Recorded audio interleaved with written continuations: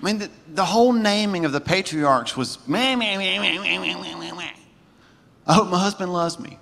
I hope he at least appreciates me. I mean, do you see how finally Leah said, I'll just settle if he's attached. Just make him attached to me, God. I'll take that. Forget the love, just make him attached. It's back and forth. And here's what I want you to get. I mean, I hope you get this because, man, I just want to blow up. It's that big inside of me. The only patriarch whose name has nothing to do with a victim mentality is Judah. And Jesus came through the line of the tribe of Judah. He has nothing to do with the victim mentality. He is all about saying to his church, to his bride, you are going to do the training. You are going to lose the weight. You are going to get in shape. I'm not listening to your excuses any longer. You can stay in argument. You can stay in hostility, or you can choose to move past those places to open spaces. There is freedom beyond those struggles.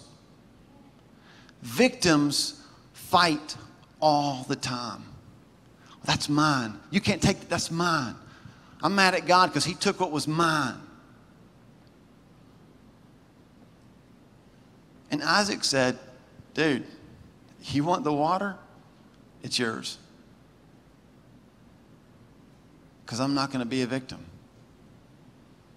I'll just go dig another well.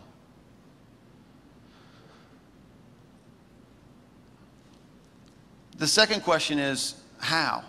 I get that they got good things, but how in the world did they do that? I don't teach this stuff lightly. Listen, I've been in these places. I've been in the places where you're looking at God and your circumstances and you're saying, what is the deal? I mean, I had a right to that. Do you know why this is so alive for me? Because I have come through something in the last year or so that you ever have things in your life that you're pretty sure you're over? And then all of a sudden something happens and like your chest gets tight. Does that happen, to just me? Great. I'll give the altar call and I'll respond. Somebody go pray for the preacher, quick. And just recently, like, it kind of flared up again and I thought, oh God, I thought that I had, like, let go of that, laid that down. And I realized, you know where I've been at? I've just been back at arguing. I've been at the well of hostility. And you know if you're here and it's you. Because it's that one topic in your life, and every time it comes up, you're just like, oh. Because you just hadn't quite laid that down yet. And what I'm saying to you is this: you are still living at a well of hostility. How do you move past that? And here's what I think. I think it's as simple as this. I think that Isaac and Leah were able to look past the current situation and see God. I mean, it's as simple as that. It really is. I think Isaac saw past herdsmen fighting over water from a well and saw the God who would later provide living water. I think that Leah saw past an unloving husband and unfulfilled marriage and saw a loving God and a future wedding feast at the marriage of the Lamb. And all of it sounds so good, and all of it reminds me of Michael Sandecki. Do you remember Michael Sandecki? American Idol, season 5? I think we have a picture of Michael Sandecki so you can kind of get your memory refreshed. He's the one on the left side of the screen. Michael Sandecki, season 5 of American Idol. He goes into the little audition room, and he immediately they just look at him like, dude, you look just like Clay Aiken. When Clay Aiken started out. And he's like, I know. And I'm going to be the next Clay Aiken. I'm like, well, dude, sing for us. And so he starts singing, and it's terrible. Which, again, I love that. That's my favorite part of American Idol. The people that go in and think they can sing but can't. And they just give it everything they've got, and it's just like the worst you've ever heard. I like that better than the people that win it, you know? It's like, anyway. Sorry. So he's singing and it's terrible, and like they're like getting ready to kick him out, and he says, well, I'm just nervous, and let me just go to the bathroom. I'll come back and sing again. So now they're just playing with him. Like, okay, well, you go to the bathroom and you come back and sing again. And they know it's going to be terrible. But he goes, he comes running back. And he's like, you feel better? Yeah, I feel great. All right, let us have it. And he just goes right back into the same song, same terrible, horrible pitch. Just, ooh. So season 5 continues and continues and continues. And they get to the finale where they're going to crown the champion. And as they're up on the stage, they decide they're going to give out some awards from the past year. And they give this award for best impersonation. And they give it to Michael Sandecki, and he comes walking out on the stage, and his name's up on the screen, and everybody's going crazy, and they're clapping, and he walks over, and Ryan Seacrest says, hey, man, I'm excited, for you to win the award. Would you like to sing for us now? And he's like, would I like to sing? Yes! This is on the big stage in Hollywood, right? They hand him the mic, and he starts singing, and it is terrible.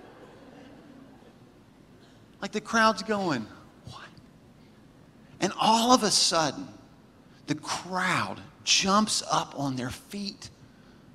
And they start cheering and clapping, and he's singing. And I mean, you can watch his face. He's kind of nervous. And also he's like, and he's just like amazed that it must really be coming out good. And then he turns around, and there's Clay Aiken. And they had brought him out from behind Michael Sandecki. And the crowd was responding to him, not Michael. And so that's a picture of Michael when he first realized that his hero was on stage, and he's giddy. And he's screaming like a girl and the whole deal. I mean, he's singing with them, and it's terrible, but everybody's loving it.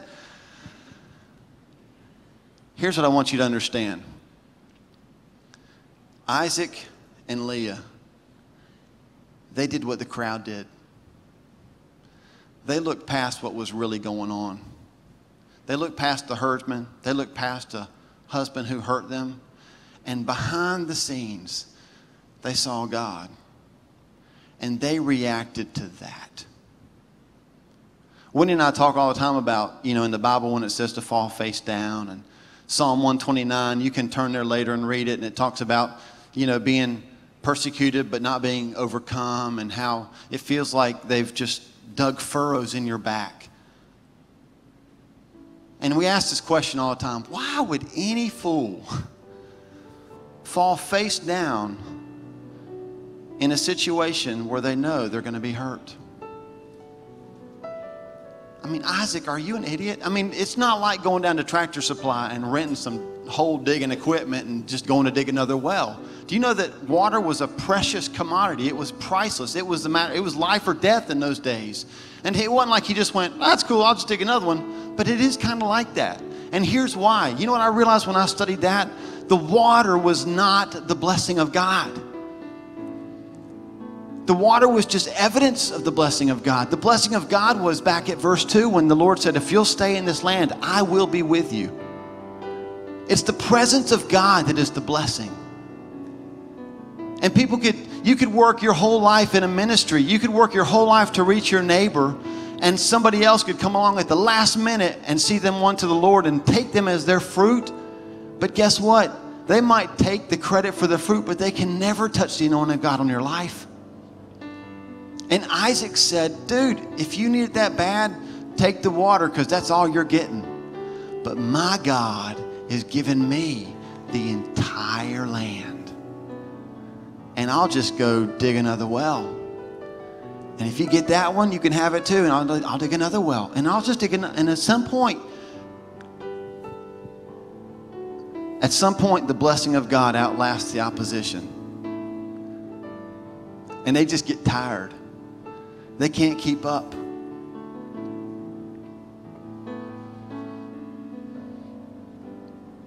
So what do we learn? Don't sing on American Idol if you're not good. Pastor Paul will find you and make fun of you. Here's what I hope we learn. You got to forgive the people that have wronged you. And you've got to see the God who has promised you